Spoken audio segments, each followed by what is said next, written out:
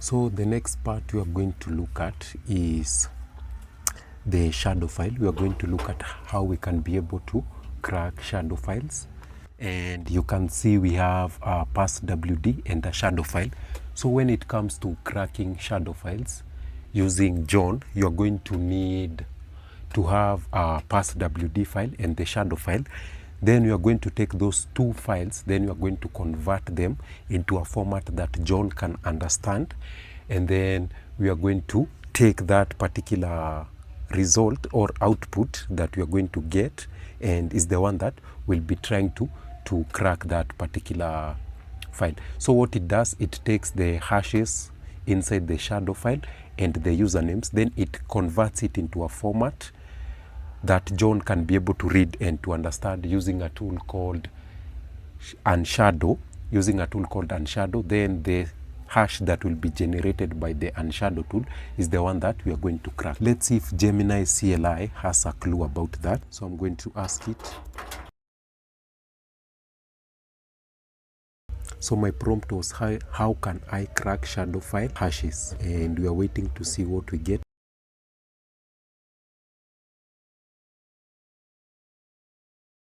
Luckily, we are able to get some results here. You can see cracking hashes from a Linux/etc/shadow file is a standard process in security auditing and penetration testing, which involves two main steps, whereby step one, you're supposed to prepare the hash file. As I explained, we need to use the unshadow tool, and then we need to provide our passwd and the shadow file. And then with the output, we are going to save it in a file. So the output will be in a format that John can understand, because John can't crack the shadow file as it is. You need to convert it or to unshadow it. And you can see it's going to examine the step 2 is to examine the output file. So you can see the results will look something like this here.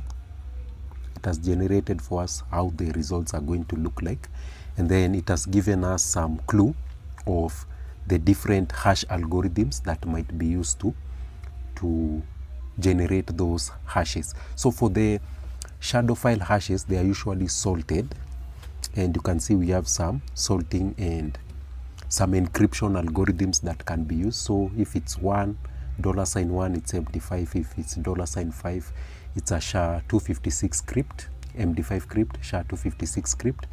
And then if it's a 6, it's a SHA-512 script. And if it's a 2A or 2, it's possibly a B crypt. And you can see the $6, it's most commonly in modern Linux system. I think Kali Linux uses the same algorithm to encrypt the passwords and to salt them.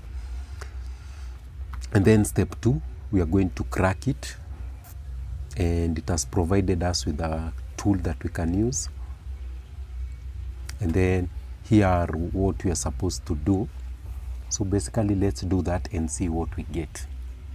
So I'll jump back to this tab, and then I'm going to say unshadow. Then I'm going to pass my passwd and shadow file. Then I will save it to, okay, let's call it that. Then if I cut that particular file, you can see is the same syntax that we got on our Gemini CLI results. You can see it here, and also the shell at the end is the same results we are getting here. Okay, let's see if we can be able to crack this salted hash from the shadow file. So it's giving us some suggestion. We can use a word list attack or a single mode attack. If we go back to the hash, you can see it starts with a $6, and according to the results that we got, we were told that if it's a $6, it's a SHA-512 crypt. So in the hash format, we are supposed to specify that it's a SHA-512 crypt. Okay, so that's very useful. So we are going to say John, then format is equals to SHA-512 crypt. Then word list is going to be roq.txt. I ran the command previously. Then we are going to say unshadow, supposed to be unshadow file. Okay, yeah.